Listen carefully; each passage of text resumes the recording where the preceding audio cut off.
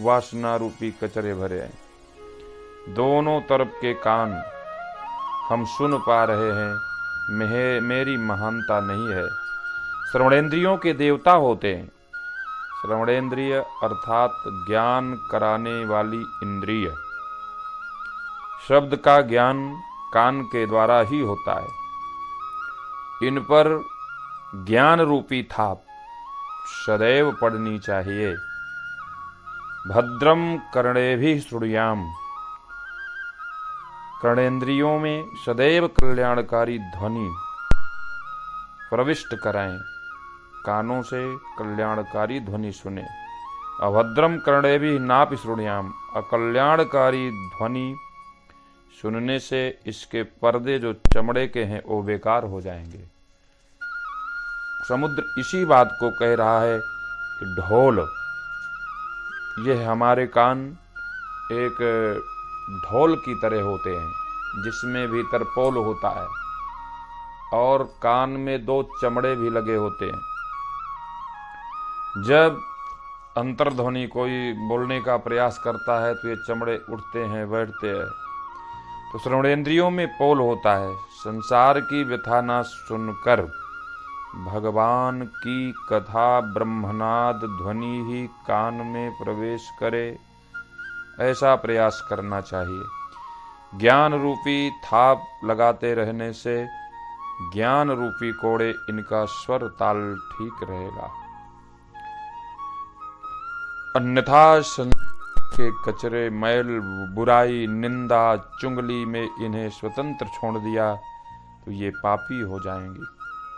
अच्छी मधुर मीठी ध्वनि नहीं अपितु इनमें काम, क्रोध, मद, लोभ, ईर्ष्या, प्रभुता, द्वेष आदि जंग के रूप में अपना स्थान बना लेंगे। फिर से केवल अपनी सुनेंगी, दूसरों की नहीं। इसलिए कान रूपी जो ढोल है, इसके पोल में, इसके पर्दों में शिव नाम की थाप, राम नाम की थाप, कृष्ण नाम की थाप लगनी चाहिए। कोई ध्वनि जब होती है तो श्रवणेंद्रियों के दोनों पर्दे उठते बैठते हैं।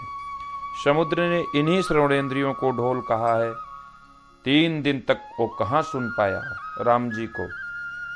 उसके कान रूपी ढोल में कचरे भर गए थे, अच्छे सुर कहाँ सुनाई पड़ते। गमार, गमार माने अज्ञानी, जो बेसुरी हुई श्रवणेंद्रियों के प्रभाव में मति भी अपने को ही सब कुछ मान ले। मेरा कोई क्या करेगा, मैं समर्थ हूँ, मैं ही करता हूँ, मैं सब कुछ कर लूँगा, करता अहमित मन्यते। वो गंवार है, महामूर्ख है, उसे शिक्षा की आवश्यकता है।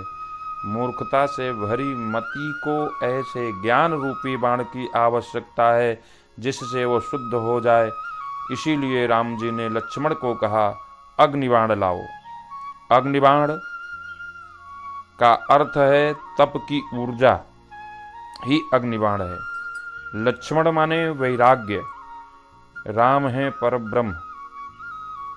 जिसकी इंद्रियां विषय वासना में फंसी हैं, जो संसार रूपी सागर में फंसी हैं, भोगों में लगी हुई है, उन इंद्रियों को वैराग्य के माध्यम से ही मोड़ा जा सकता है।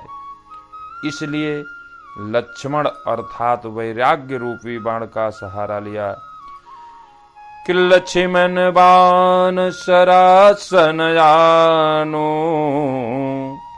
शोख बारिधि विशिख कृशानु। अपने धनुष पर वैराग्य रूपी बाण धारण करके चलाया। धनुष माने धनुष का पहला अक्षर बोलने में धा आता है। धा कहने के लिए जिह्वा, जीभ की ऊपरी नोक दांतों की जड़ में लगानी पड़ती है, जिसे नाद घोष महाप्राण की संज्ञा है।